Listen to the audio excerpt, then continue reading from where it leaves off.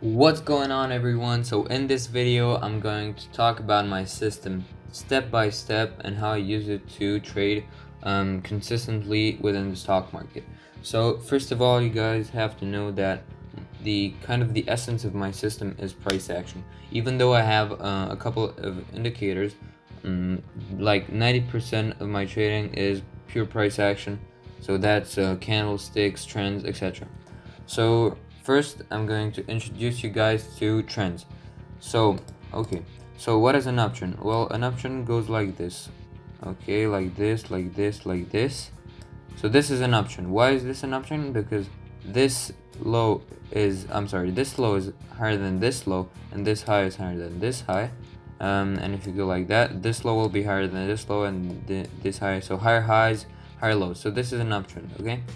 Now if we want a downtrend, it'll go like this. So boom, boom, boom, boom, boom.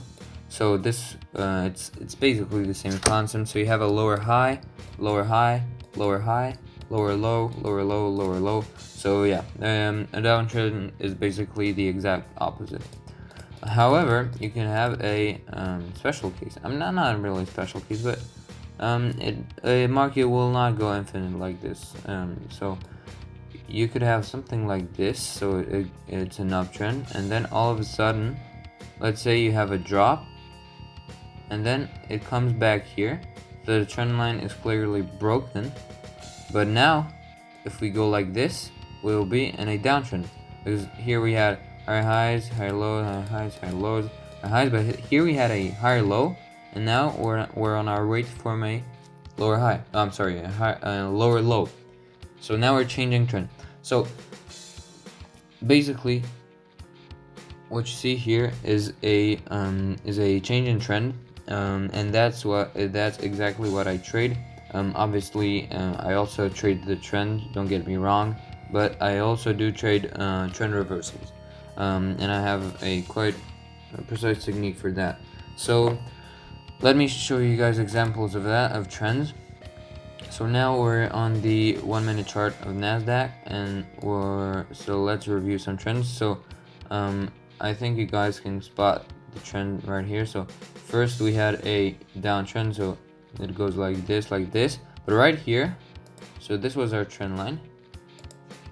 So right here we broke out, and we started making higher lows. So these lows, it didn't really go as expected right here, but we started making these higher lows, higher lows, higher lows, until we broke out here. So all of this was an uptrend. However, as I said, when the trend line breaks and we put in a lower high in the case of an uptrend, we could be at the start of a downtrend. So that's basically my whole system. You look at the trend, and then you see, will the trend continue?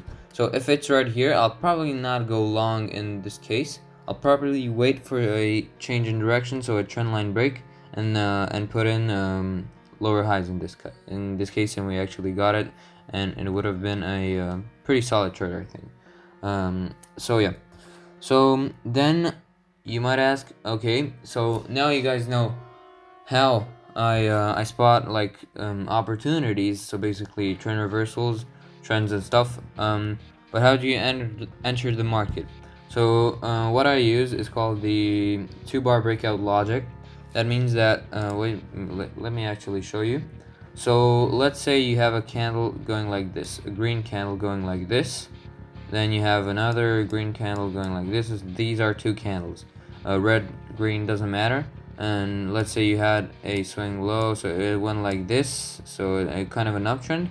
And now you have two consolidation candles within this kind of retracement. Well, I will buy when the next candle breaks the ultimate high of this high. So this high, as you can see, is higher than this high, and I will basically enter right here. So this is my entry. So let me show you some examples. This could be a pretty solid example, actually. This could be an okay trade. As I said, well, no trade system works 100% of the time. This would have worked. Depends on where your exit was. Maybe if your exit was at previous resistance, it would have worked. So yeah. So right here, this candle closes below the ultimate high of these two candles, so we could look to go short or go into S keys, whatever you guys want. And in this case, it would have worked out pretty well. So yeah, so this is basically my entries. I recap. So basically, I need a candle to close above or below, depending on if you want to go short or long, below or above the ultimate high or ultimate low of the previous two candles combined. So that's for entries, and yeah, I gave you guys an example of that. And now in terms of exits, I really keep it super simple. I just look at resistance levels, support levels, all kinds of stuff like that. When you're changing a trend, you guys could expect to break. Usually we break the previous swing high, previous swing low, depending on the trend. But I usually set my exits at, so in this case, let's say I took this trade, probably get out around here, not here, because my limit order will probably be right here, even if I would have probably not taken this trade. Yeah, I just look at resistance, support, and then maybe in some cases, if we're in an uptrend, downtrend, maybe I pull up the Fibonacci retracement, but that's quite rare, but it can be useful, don't get me wrong. So yeah. Now you guys may be asking, okay, but if you're using price action, then why do you use indicators? Well, okay, so actually I could trade it totally without any sort of indicator, but these right here are quite useful when you're trading Nasdaq ETFs or Nasdaq futures, whatever. First of all, you guys know what the MACD is. So yeah, basically when the lines cross, it shows you a buy signal and stuff. But what you guys need to know is that all of my indicators are basically extra elevating factors. So when I trade, I always want to have the most elevating factors in my favor, so that I have the most probabilities of winning the trade. So that I think that's what trading is all about. So the MACD, I just use it like for reference. Let's say I want to go short here. Yeah, you have a MACD divergence, so maybe it's a good idea to go short, but I don't really look at these. So then you have the middle VWAP.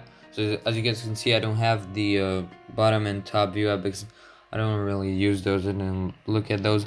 And the middle VWAP, I don't really use it, to be honest, but it could be useful, as I know many people use the VWAP in terms of support, resistance. So it could be a factor in your trading. So I just use it basically for I know, like, when price action reaches the VWAP, I know there could be a support or the resistance. So yeah, then we have the SMA line. So the SMA line is exactly the same thing. It's not very useful on the 1 minute chart, but it can act as a catalyst for support or resistance. And finally, maybe the most important one is the EMA line. So when I said that, when I talked about the 2 bar breakout, well, actually, another very good elevating factor you want to have when you're doing this kind of 2 bar breakout is to be above or below.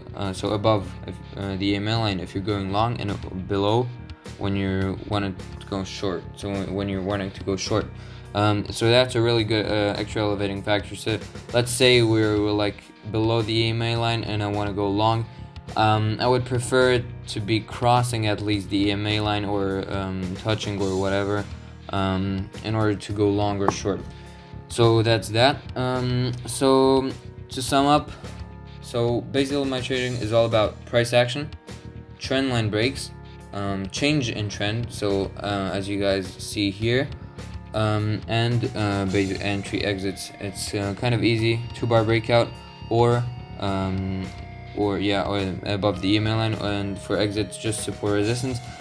Stop loss, what do I use for stop loss? I just maybe put it like, if I go short here, I'll just put my stop loss slightly above this high. Let's say I have a really tight stop loss. You guys can choose to put it a bit wider, however you guys like. I just like that. And yeah, so an example of a trade I would take during this day. So let's see. So clearly here we could have an entry right here, even though this is not really a swing low or swing high. This is not really a retracement. you could have your mini uptrend right here, and you guys can see that it broke the trend, and now it made a lower high. So now you have your 2-bar breakout logic. So let's say you enter here, you like at support levels, let's say you exit around this level. So this wouldn't be a great trade, but I'm just giving you guys an example. Let's see if I can find something else. So okay, so right here you could have had a small trade, not so great, but I think I like this trade a lot. Like not this one, but you could say this one, because it broke the trend. So now we're no longer in an uptrend because we put in a lower high and now a lower low. However, it changed direction afterwards, but we don't care about that. When we're in the trade, this one would have probably worked out though, because if we look at previous resistance. But yeah, so I just look at trends, price action, and that's it. Like, guys, just keep it simple. I'm not a good trader, so don't listen to me. I'm just sharing my opinion. So price action, I mean, because of price action, I like strongly improved in trading, and I basically discovered that I couldn't stand a lot of indicators. I just couldn't be focused on what's important. So I hope you guys like this video, and I'll see you in the next one.